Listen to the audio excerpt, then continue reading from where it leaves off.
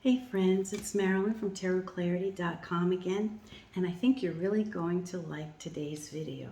And if you do, you have Richard Boo to thank. He's been so wonderful in sending me decks. I'm at a point in my life right now where I had to make a few changes in my life. And one of the things that I had to do was not buy as many tarot decks because I have hundreds. And, you know, we're spending our money on other things. But Richard has been like such a dear person, and he's been sending me decks. And, you know, I don't expect it, and I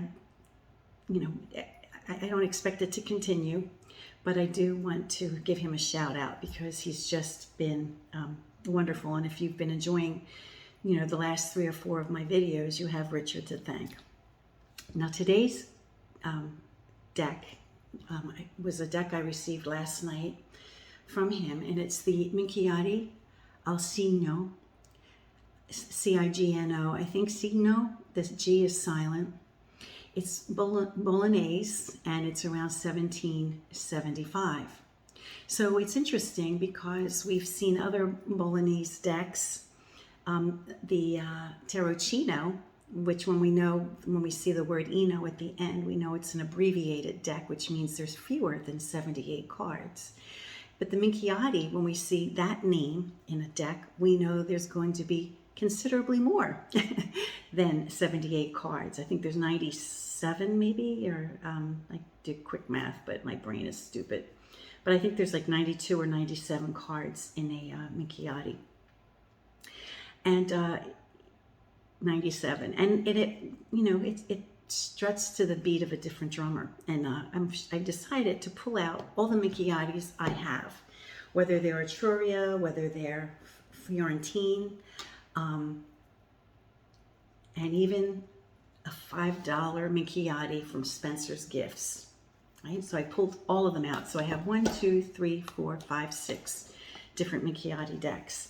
And we're going to do a side by side. I'm only doing the special cards, not the pip cards, because as it is, look how thick.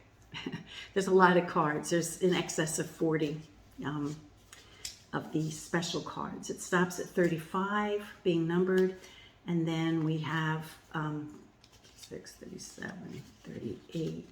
Yeah, we have a total of 40 special cards. So we're already comparing 40 cards from 6 different decks.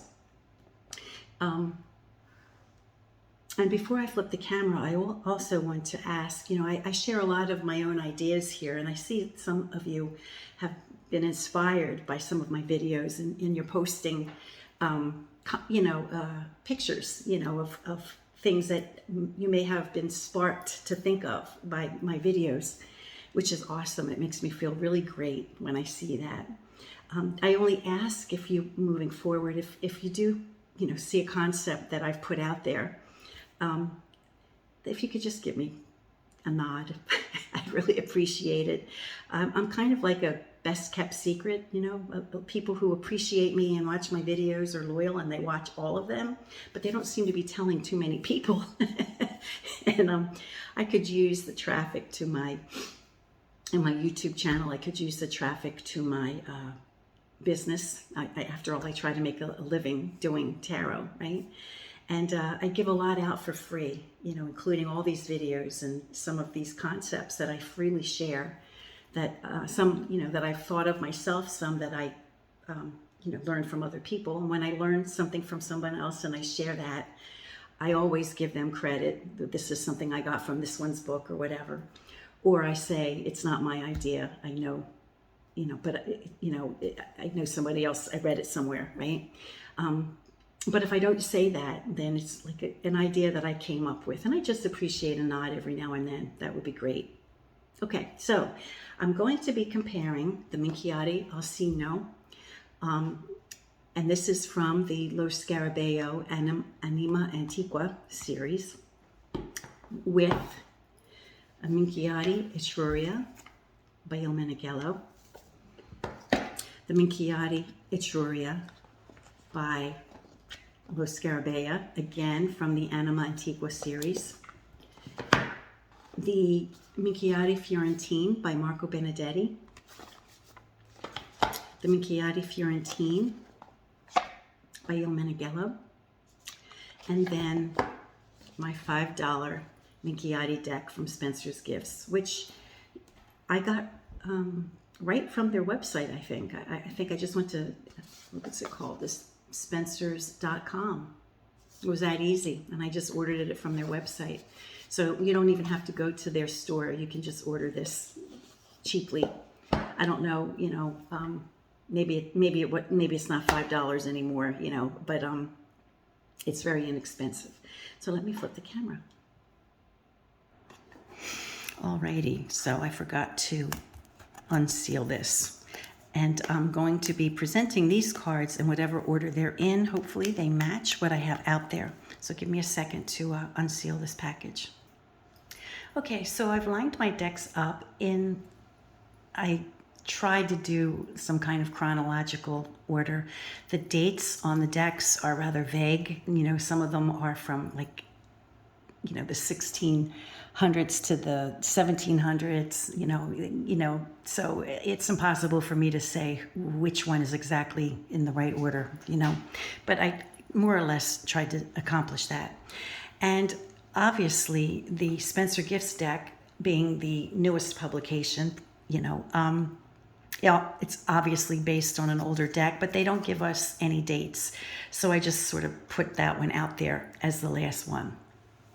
So I think we see in the Minchiate Etruria by both Il Meneghello and Lo Scarabeo, we see, and then the Fiorentine, okay, also in the Fiorentine by Il Meneghello, we see a common Fool card with a gentleman with feathers in his hat, which we've already established. And I don't remember who's, you know, where I learned this, but, you know, many years ago, you know, the feathers in the cap, you know, represent lightheadedness or flighty mind or something like that. He's, you know, youthful in the sense that he's playing with children. He's got perhaps youthful toys, and we have balloons. And yes, they are balloons, and they were created by using intestines, animal intestines. And then maybe like a little wind toy. I don't know. I've never learned what that is, but I suspect it's like a little wind toy. Like, you know, when you make pinwheels with your children, maybe it was something like that. So the Etruria from the Minchiate, the Etruria from the Il Meneghello, the Lo Scarabeo, and then the Minchiate Fiorentine of Il Meneghello all have the same image, which is interesting. However,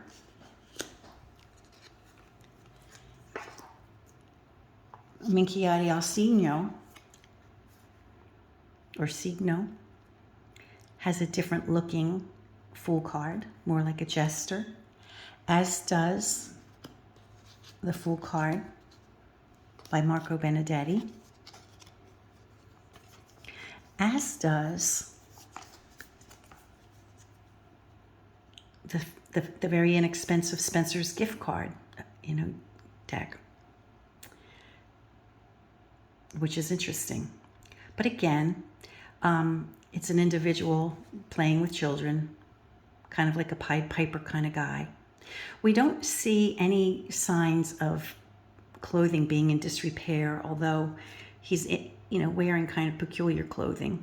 Maybe he's kind of almost dressed like a bird here.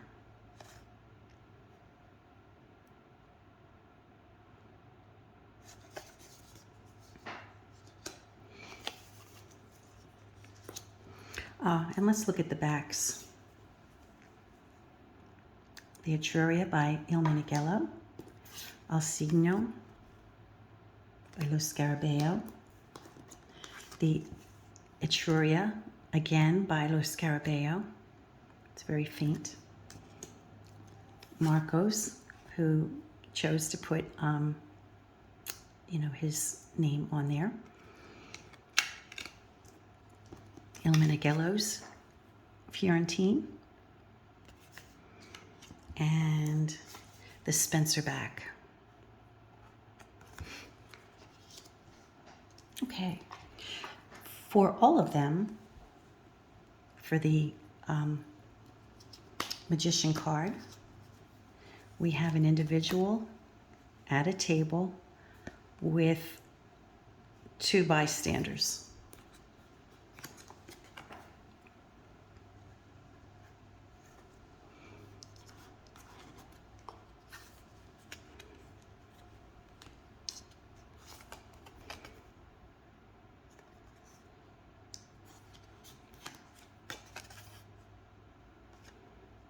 We see again some type of feather in the cap in some of these cards which is interesting.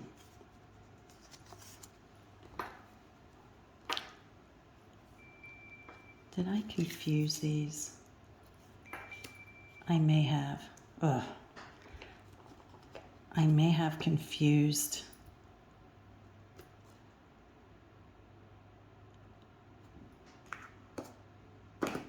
Well, I don't think so.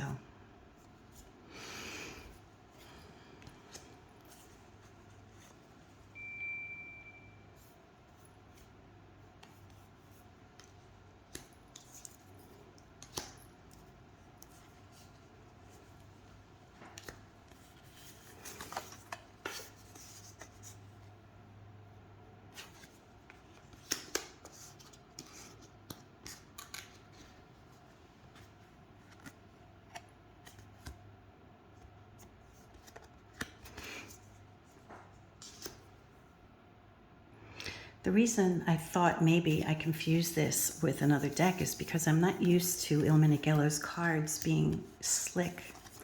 And I forgot that this deck is on the slick side. It feels like it might be laminated. So here we have the sequence of 2 through 5. We have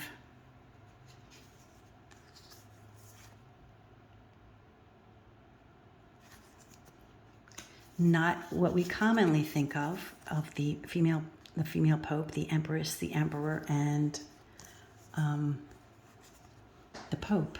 We have a different sequence. We have what appears to be a feminine card, but it might not be. It might be a duke or something like that. We have an emperor, a worldly leader. We have another type of leader. And then we have, for the 5th card, we have the lover, right? We have love. So the Minchiate is a little different in this sequence of cards. It's, rather than having the typical 2, 3, 4, 5, we have 2, 3, 4. And I'll read you, let me see the names. I'll just use this particular one by Il Meneghello. Okay, for 2, they call it the maybe the Grand Duchess, because it ends with an A, but I'm not positive if that's a male or female. The Emperor, the female Empress, and then Lover. Okay, well, let's see if they call it the same thing. The Grand Duke, the Empress, the Emperor of the West, Emperor of the East. So they give them a little bit different names.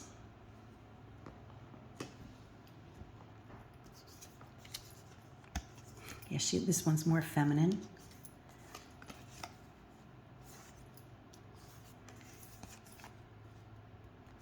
So we have 2, 3, 4.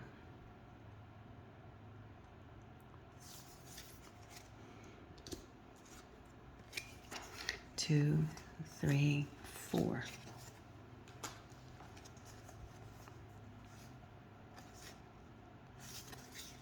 And we recall in lots of my videos, you know, it's been pointed out that lots of different regions, of course. Not lots of different regions, but of the cards that tend to be different, it tends to be the stretch between 2 through 5, especially when it comes to different countries. But even within Italy, we see it, right? We see it with the 4 Moors in the Bolognese area. Now this deck, El Cigno, is Bolognese, but it's 1775. So the 4 Moors of the Terracino deck has already been established, but remember this is a Minchiate, so we have these 3.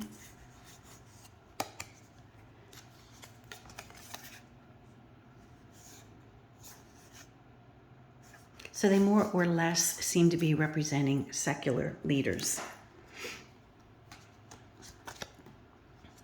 This one's feminine, masculine, feminine, just like one of the others we saw, which I think is this one.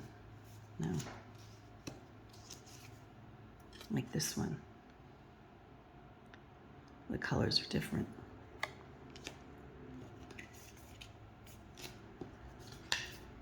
Yeah.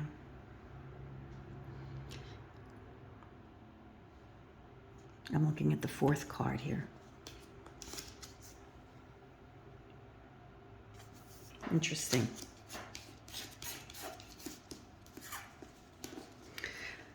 Okay, the Lover card. Now we'll notice because, you know, the sequence 2 through 4, we're missing the 5th card, right? The 4th leader card, right? So that changes the sequence of the Lover being 6 to being 5. Now we have a Lover, we have either Eros or Cupid without the blindfold, as we do here.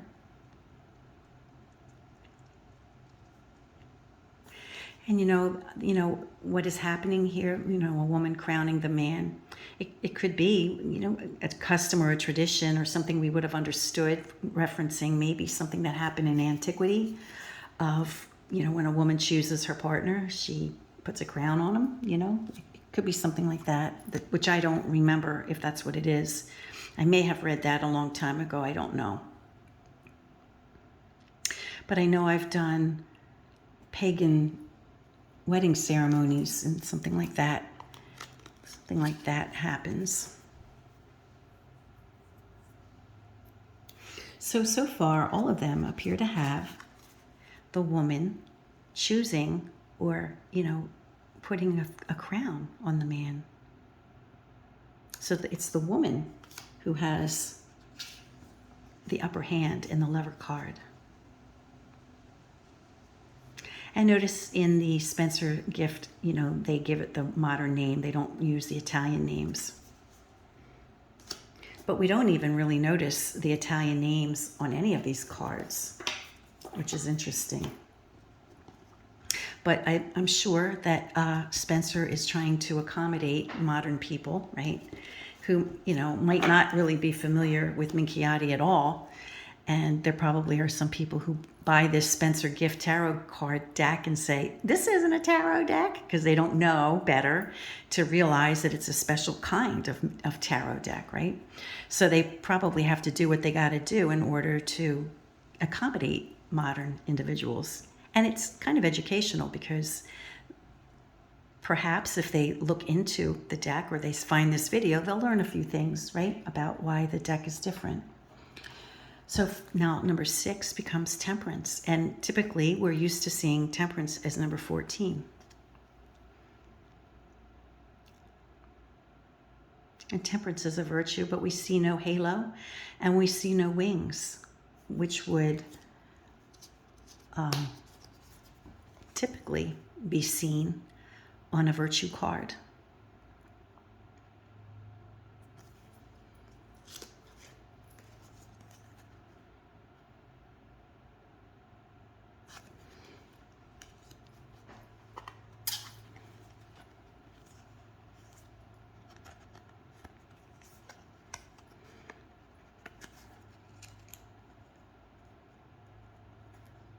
Huh.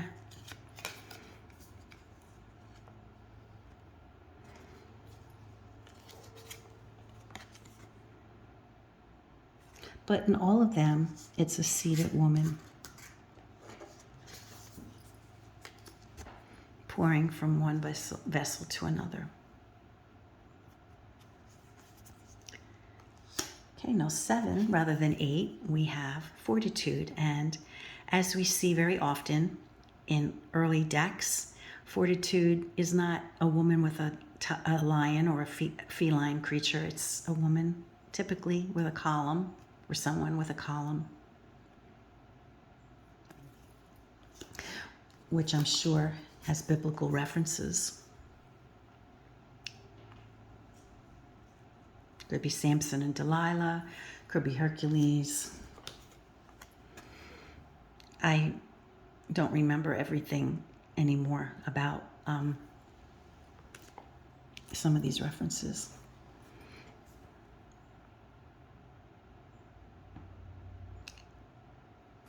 Here she seems to have a book of some sort, or maybe that's just the arm of her chair. It's not easy to tell. But we have the concept of fortitude as a woman with a column or a building support. Justice then is not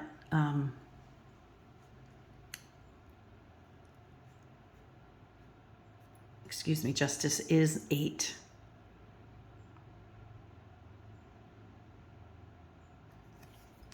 And she has her typical accoutrements, the scales and the sword. So far, she is not blindfolded.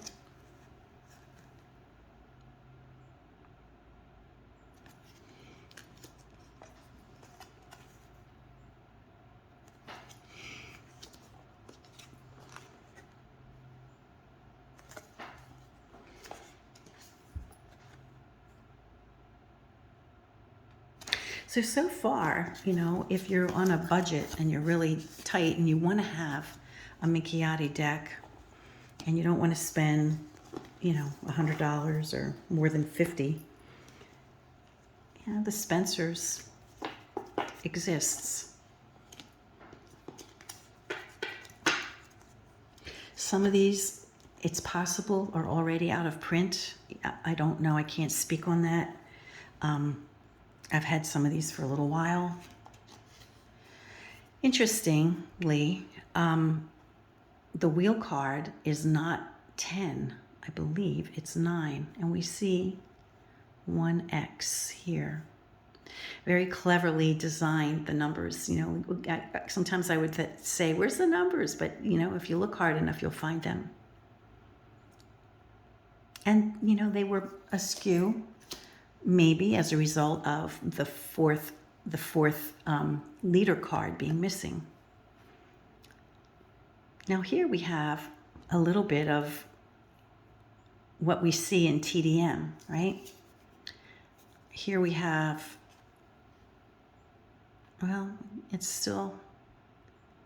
we still have a similar look in this top creature, not being Lady Fortuna, but being some kind of unusual looking creature.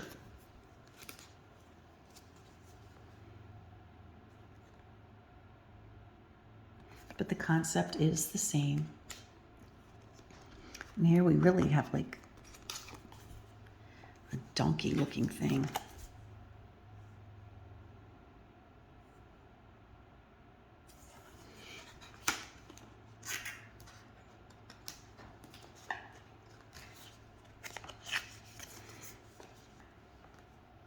So already we're only on the 9th card, and if you're still here, you are a geek. You are a tarot nerd, just like me. I hope you stick around because I'm going to be commenting on a few of the later cards, and I think it'll pay off for you. Okay, so for number 10, rather than the Wheel of Fortune, we have the Chariot, which is typically number 7. And she is a female charioteer. I think in all the cards, there may be some ambiguity in this one.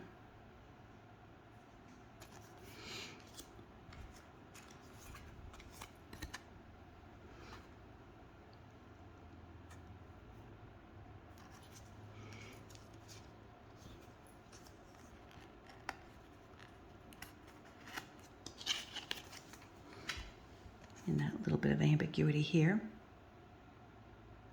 which I think sometimes happened when, people, card makers were copying from country to country. Maybe they weren't quite sure. Maybe the drawing of one was an exaggerated, bosom or on a male chest, and was created as a female. So who knows how these things got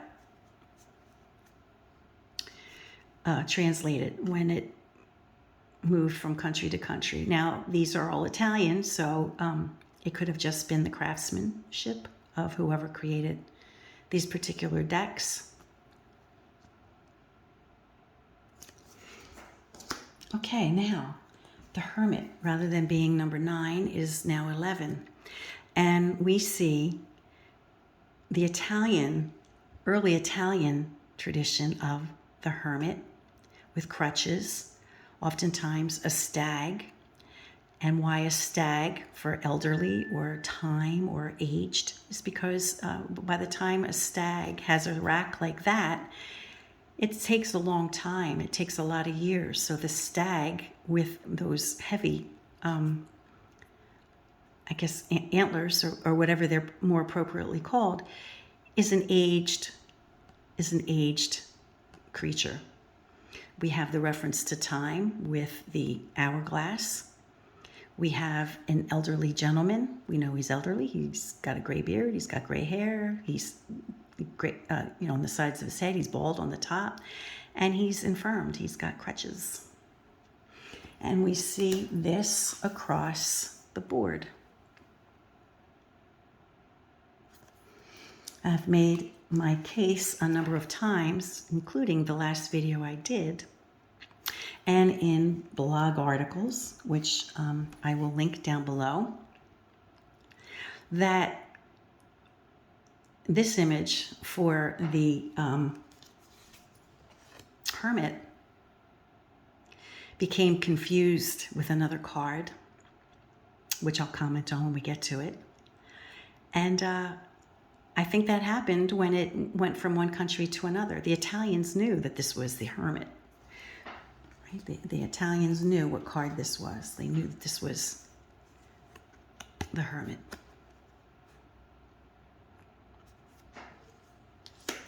Okay, well, now we have the Hangman 22. We have a reference to sacks of money, which could have been a reference also to Judas of Iscariot, who, betrayed Christ. And this was the Italian mode of punishment for the crime of treason or betrayal. I believe Mowgli, and if it wasn't Mowgli, it was someone else, I can't recall, but, made a case for the fact that this is a particular, method of hanging for that particular crime. And the reason that the individual is alive and not dead is because it was kind of like a help, like a not help wanted, but like a wanted poster. The whole idea was to disgrace and humiliate the family of the person who's guilty of this crime. And you want to find the person if they're still at large. So they have to be identifiable, right?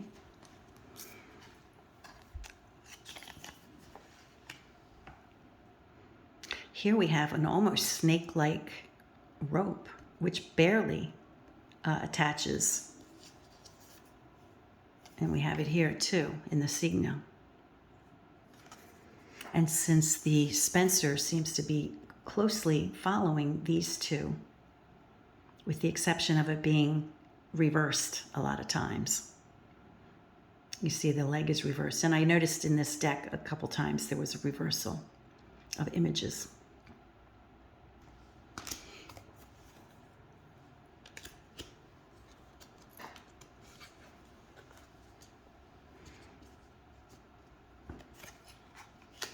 So the Minchiate across the board seems to be referencing Judas with the bags of money.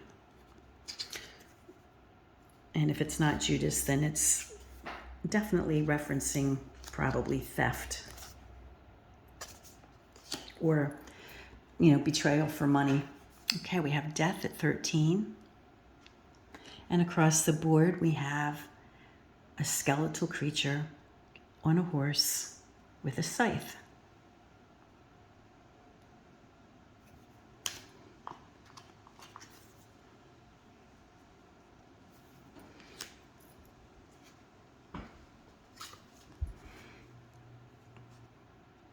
Very similar.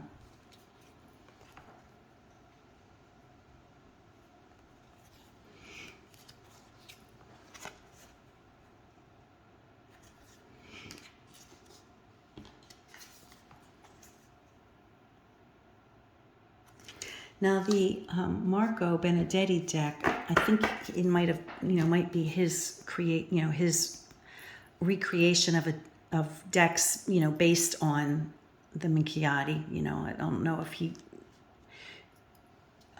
recreated any particular Minchiate. Doesn't seem to be, because he names it after himself. So, and there was no real information on this deck as far as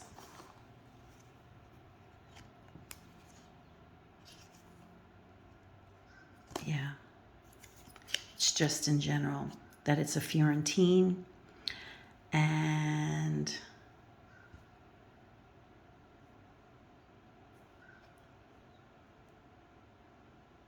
and he's just referencing decks from the 16th to 1800s.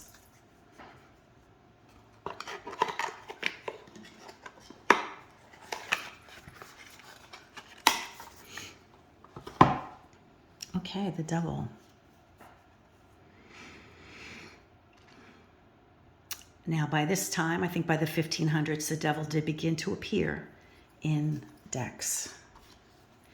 And across the board, we have a devil with unvirtuous wings, references to snakes around his waist, a pitchfork,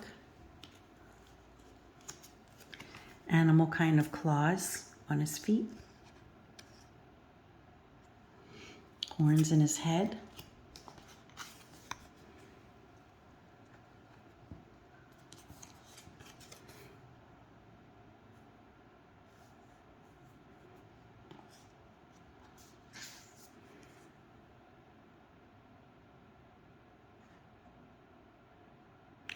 and it's 14 rather than 15. And I guess the early, not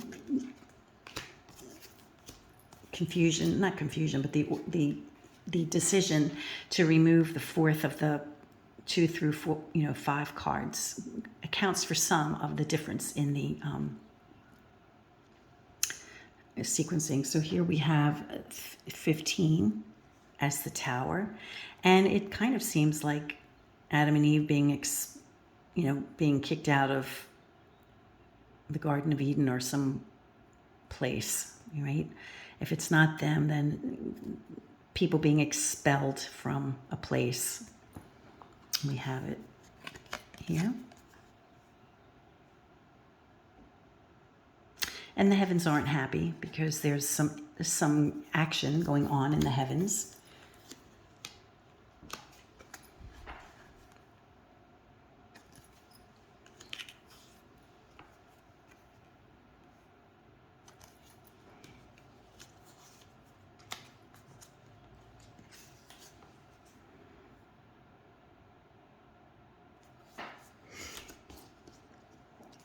Okay, now we go to what appear to be virtues, because the Minchiate, where do they get their additional cards? Well, they have additional cards because they have, I believe, the cardinal virtues, they have the theological virtues, they have the cards of astrology. So they have several additional cards. So I believe this one, and I'll look it up just to make sure, is hope. Number 16 is La Esperanza. Yes, it's hope.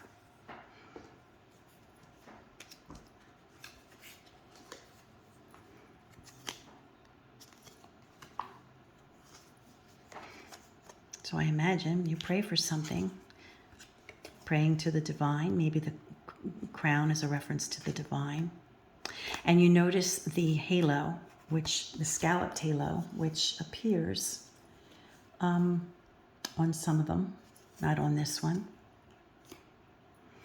But the scalloped halo lets you know that it's a virtue.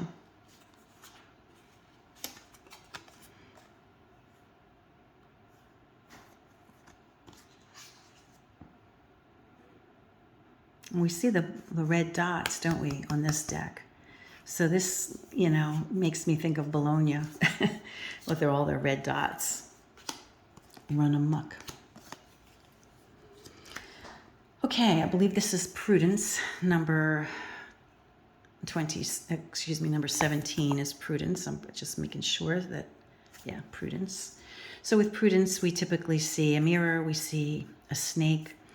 The occultists made something to do of, the Hangman, and then instead of it being a rope, they, use a snake. Maybe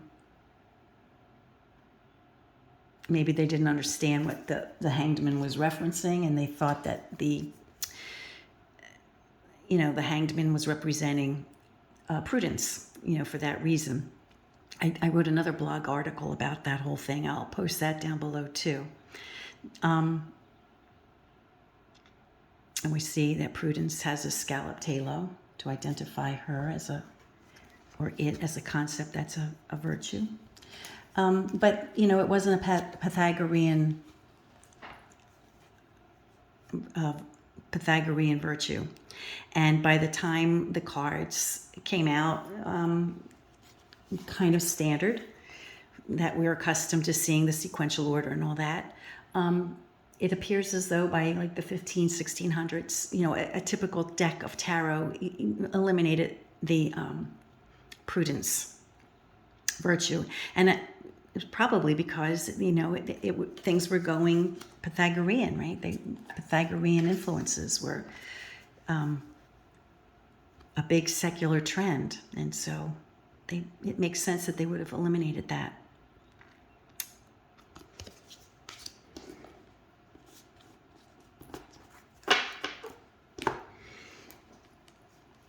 Thank you for bearing with me. When you do a lot of comparisons with a lot of decks, it gets kind of tricky keeping them in order. And pulling these cards and putting them all in order so that you can see them took a lot of time. It probably took longer than the video actually lasts. So, okay. I'm going to have to check. It's either faith, hope, or charity, right? So number 18 is faith.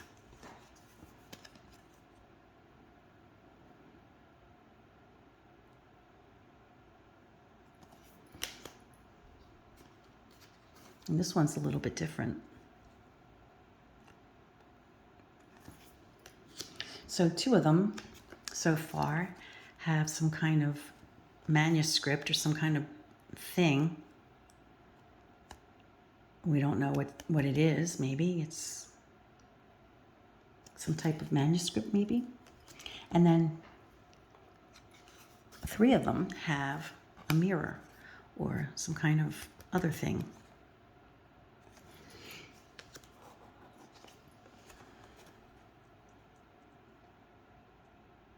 I don't know what this is. Maybe it's not a manuscript at all. Maybe it's a musical instrument. I don't know.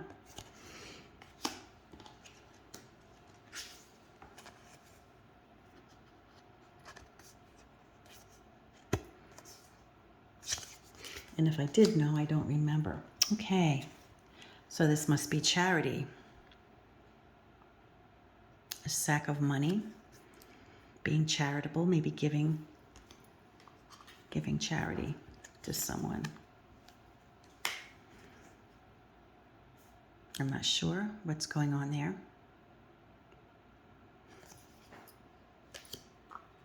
Maybe when this deck was being created, this was misunderstood. Maybe this ambiguous shape of a sack was misunderstood to be something else. I mean, I think that can happen. I think it happened a lot, as it did here, perhaps. Or this could be another symbol that somebody recognized as charity, being charitable. Maybe this was actually something that conveyed the concept of charity. Remember, the idea was to have the concept represented in the cards. And so your concept could vary. You know, some moon cards could have just had the moon, and the star cards could have just had the star, etc., right? And then, you know, maybe some card makers got a little more elaborate when they recreated their cards. Okay, now the other thing that Minchiate has besides the virtues and astrology are the elements. So we have the element here of fire. I think that's, I'm not sure what that is, perhaps a fox, I think.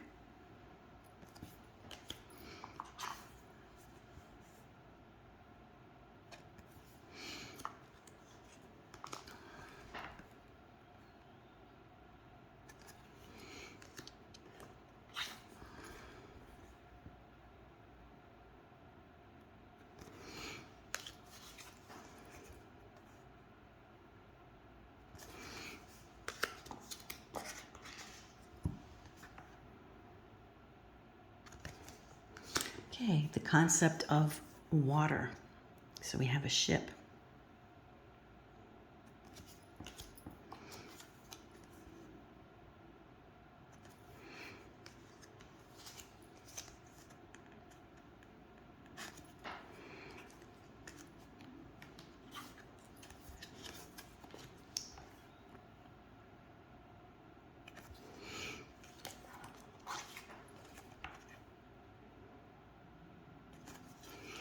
And the next card is where I think things get really interesting. Now, as far as I know, I'm the only person I know of who's put this out publicly. I know Marco made the observation on a video I was watching, and he credited me with the idea that he saw that I wrote this. And I have a blog article that I wrote in March of 2021 suggesting that the moon card that we typically see today with the crawfish and the howling animals over the water, you know, body of water, with the moon in the center and two towers on either side, maybe it came from this Minchiate card for land. We stylistically have, especially, you can see it especially well in Marco's, you know, we have a circular shape in the center. We have two tall buildings. We have a bridge. We have water, you know. In some of these cards, we have dogs or deer or whatever they are. Right? So there's an uncanny, as far as my mind goes. I mean, I looked at a lot of decks. And, you know, I've spoken about this many, many times. I learn from looking at these decks. It's like a method to my madness for having a million decks.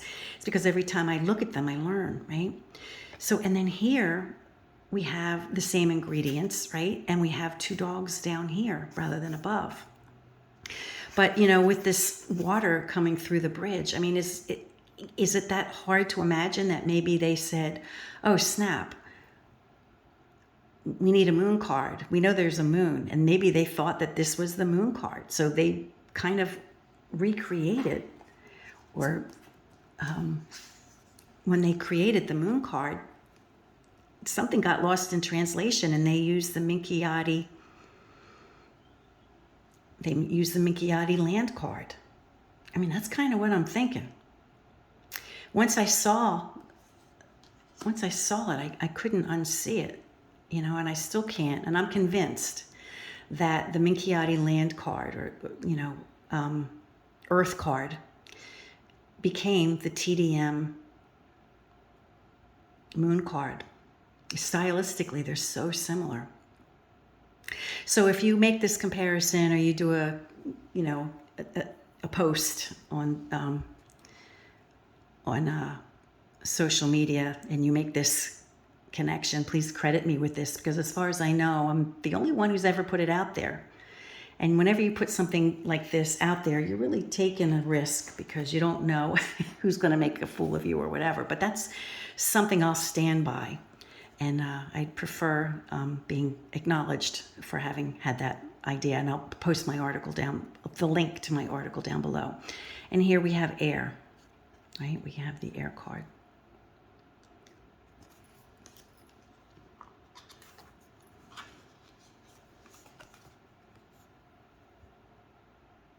But it stands to reason, you know, especially with the French, with tarot not being a French, you know, the French invention, right? I mean, it was an Italian invention.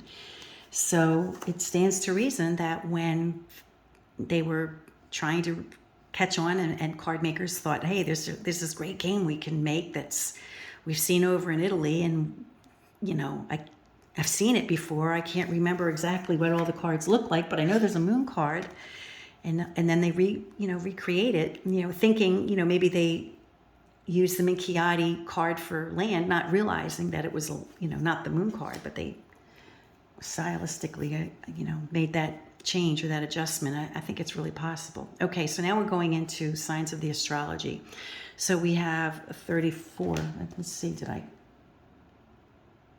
okay, that was air. So let's see what 34 is. I just want to make sure I'm not saying it stupid. So 24 rather, excuse me. So after air is Libra. Okay, so Libra with the scales. Well, I guess I could have figured that out, but. And we have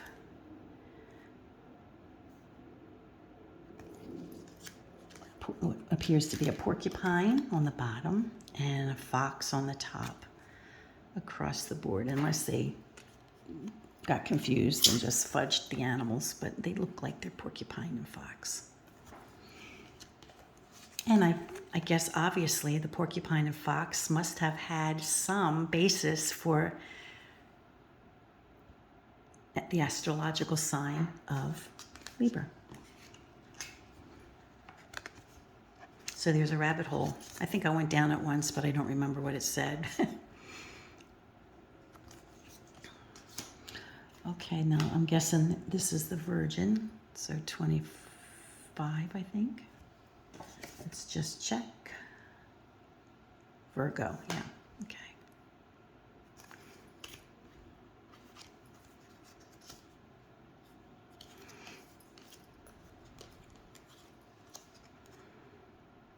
Very similar.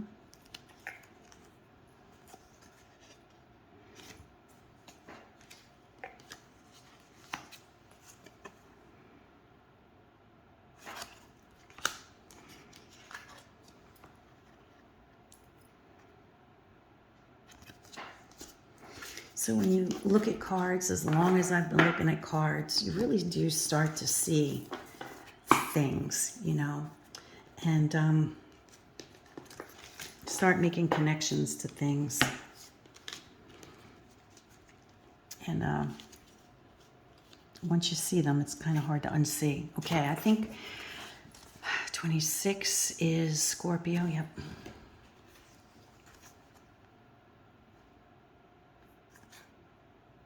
Oh, 27 rather, excuse me. 27, what do we have here? 27 is Aries, so what happened to 26? 25. Oh, yeah, 26. Duh. 26 is Scorpio. So there's some kind of bird. And who knows, maybe they put Scorpio, you know, the scorpion thing in the moon card. You know, maybe they remembered the scorpion somewhere. Oh, there was a scorpion in there somewhere. Let's put that in with the moon. You know, who knows? You know, it just takes one person to recreate a deck in a different way, you know, borrowing something, you know, borrowing an idea he saw from somewhere else, and then bada bing, bada boom, you know, we got the Scorpion in the moon card, which we saw, you know, similarities to, at least I think so, in the Earth card.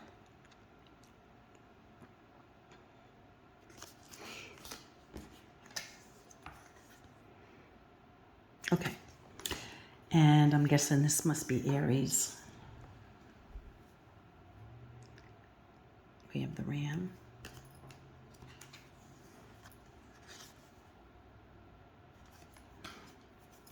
So, you know, reading with Minchiate is kind of interesting because you have the additional element, the additional features of, you know, the signs of the astrology, which can, I think, be helpful, you know, especially if somebody is interested in knowing, you know, the characteristics of a person in their life or a person they hope to meet.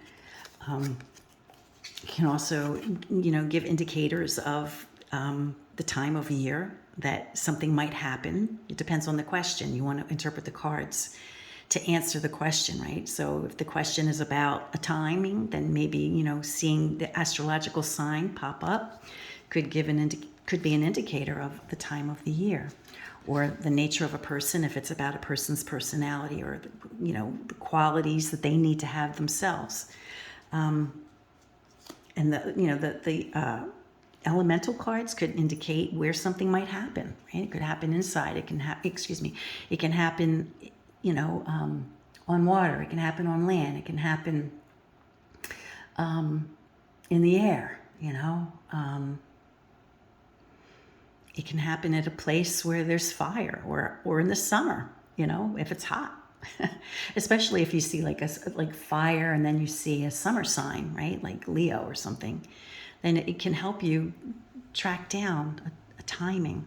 You know, I don't necessarily use tarot for, you know, telling somebody a date. In fact, if I find it like an impossibility, usually the way I can figure out time, it's like when this and this and this happen, that's when your thing will happen. Like a series of conditions are met, you know, that's when something might happen. But with the Minchiate, you might actually get lots of clues as to time of year, you know, and details that you wouldn't normally get from a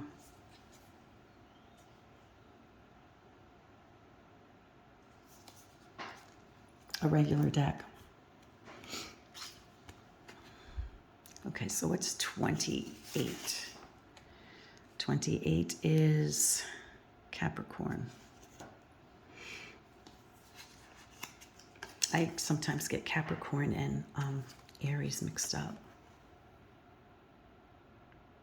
because I'm not proficient with astrology, and I've spoken that many times. Okay, so I know this one is Sagittarius, so we have the Archer, a Centaur,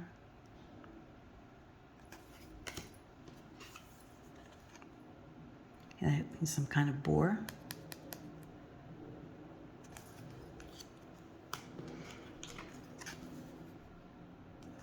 so these are very similar.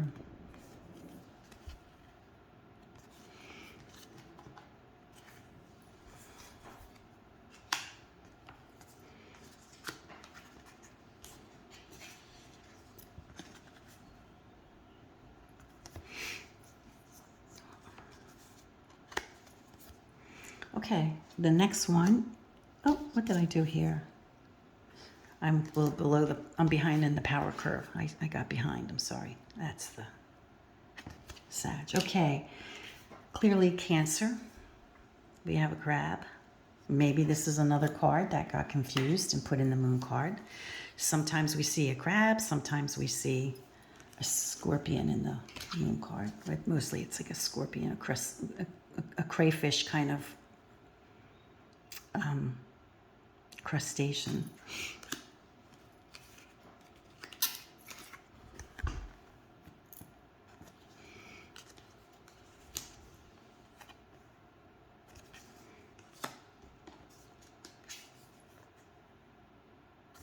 So, it's maybe not as aesthetically pleasing as these other cards, these other decks. But, the Spencer's deck is a very inexpensive way to own a Minchiate, and I wouldn't poo-poo it. I mean, it's in my collection. I think it was worth collecting. I think it was worth having. Plus, comparing them, across the board and including it in the comparison, we see that it's very much in keeping with, the Cigno. Across the board, every time we looked at the cards, this might have actually been, based on the deck I'm featuring kind of today, right? The Cigno. And also the one that Marco recreated. Okay, anyway, Pisces.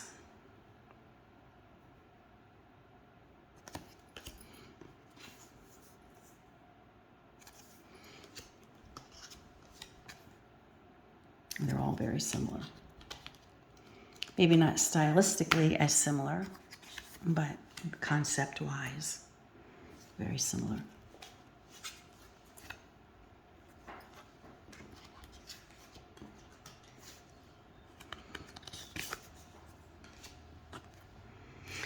Okay, and I've discussed this many times on many of my videos, the Aquarian, and I believe that's who this is. Let me check before I make a fool of myself. 32 is Aquarius, which became the card for the star, right? We see the Aquarian, the constellation for Aquarius on the star card for the TDM, but it exists in the Minchiate as an astrological card, right? So that's kind of an interesting thing also. Maybe, and I'll tell you why, when they recreated the star card, which I think, we'll get to it. They needed to have a concept maybe for some of these other cards, because I think they used, they borrowed, okay, the TDM borrowed from the Italian decks, and maybe they kind of got things a little confused, perhaps. I'm not, there'll probably be historians that jump down my throat and say that's BS, and maybe it is. It's just me putting my own 2 cents in. But they needed to have a concept.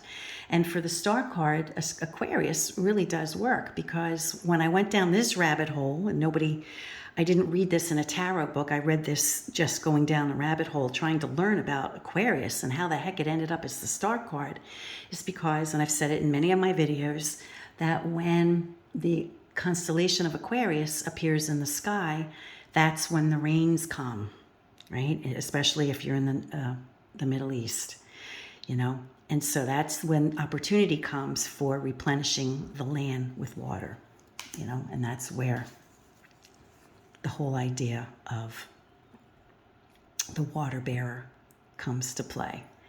And it made sense to use it in the star card if you confused or just didn't there's a star card, but you don't know what to put on it because you don't remember what the star card was in Italy.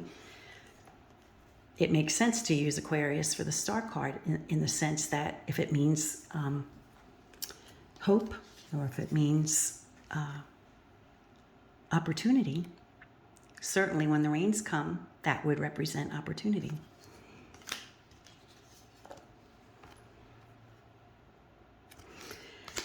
Okay, Leo.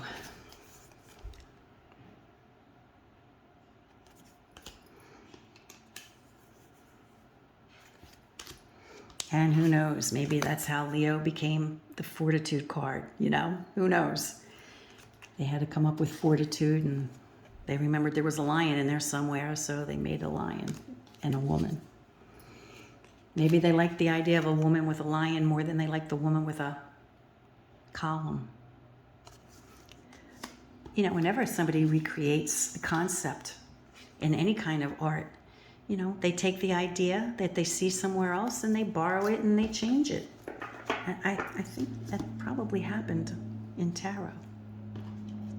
Okay, I'm presuming that this is Taurus.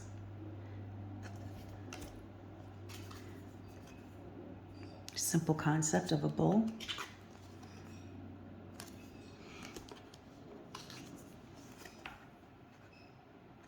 And it's also interesting that these are not in any chronological order of constellation. I mean, right? I mean, I don't think Taurus comes after Leo or anything, you know, so, you know, I don't understand the order. And I believe this would be Gemini.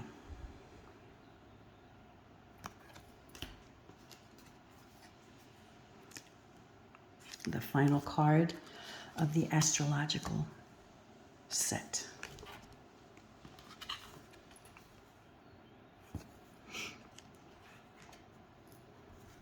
Here we have brothers.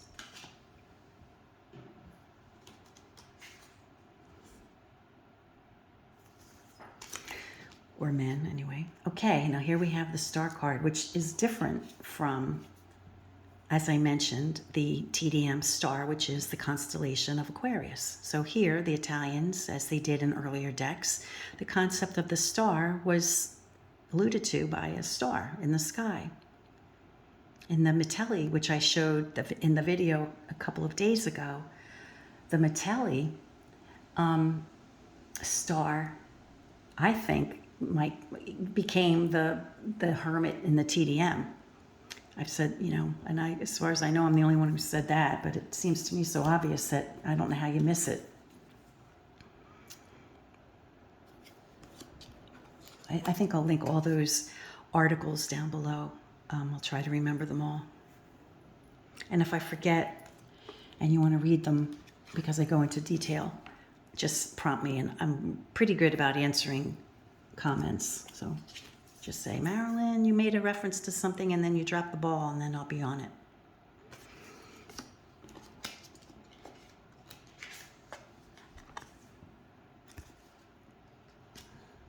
Now, interestingly, when we think of, let's see, the tower being, I forget what number, I think it was 15. Let's see.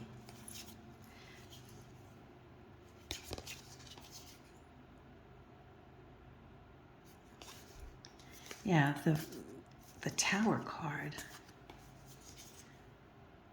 No, I forget what number it was.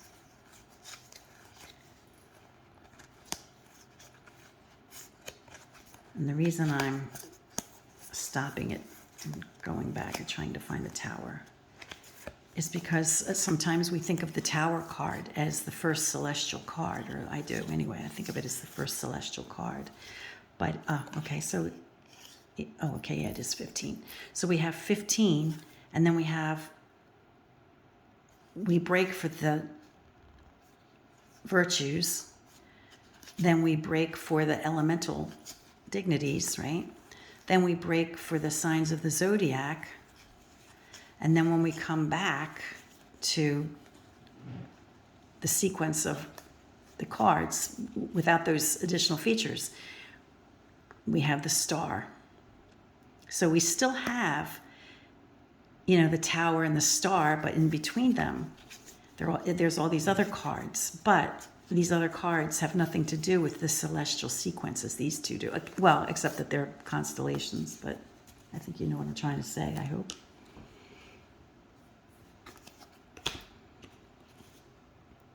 Okay, and now the moon. Okay, so the moon in the Italian decks is basically a moon. Maybe an astrologer, you know, looking up at the moon.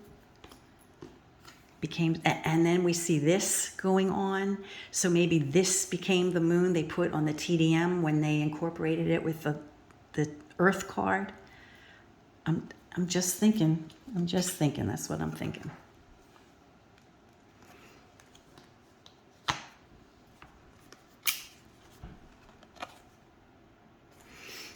The concept of the moon at night.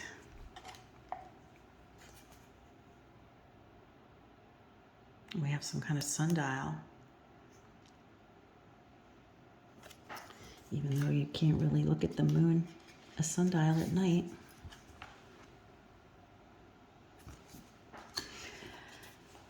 The sun. Thank you for being with me all this time. It's over an hour. You're awesome. So we have what appear to be lovers together. Under the sun, life is happy, things are good.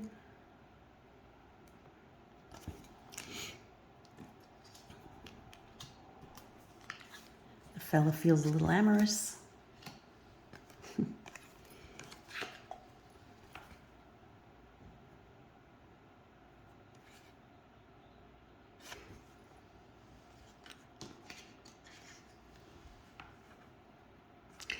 And I've discussed this in other videos as well, and I'm beating the dead horse, but remember that the world card was the penultimate in the sequence in the some of the Italian decks.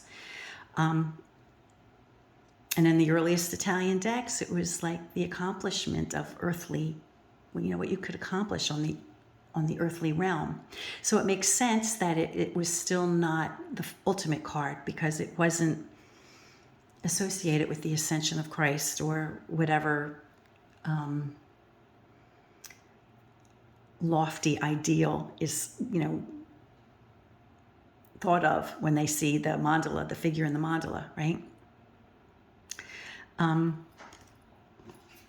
Here we have more of like somebody who's accomplished something in the earthly realm. So it doesn't have the high ideal spiritually as, you know, Christ in the mandala. So it would not have been the highest card. And in some games and regions in Italy, they still play with this card being the 20th rather than the 21st, despite whatever is written on the cards.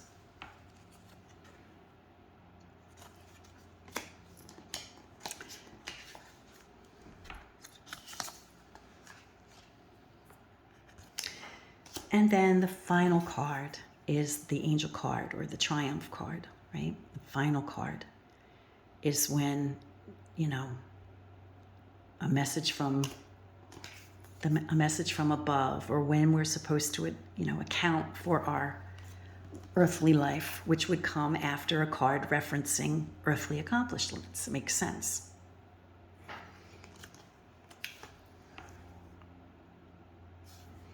And we don't see anyone rising from the dead. That's just not something we're seeing. So that was incorporated into this card at some point. We see it in some Italian decks. I think we see it in the Metelli. So you stuck with me for over an hour. I know I'm not the most dynamic, but I think when you do stick with me, you do learn something. And I hope you agree. And I hope you feel it's worth it. And thank you to Richard. Again, I can't thank you enough for sending me this wonderful gift. Until next time, friends, peace and stay well.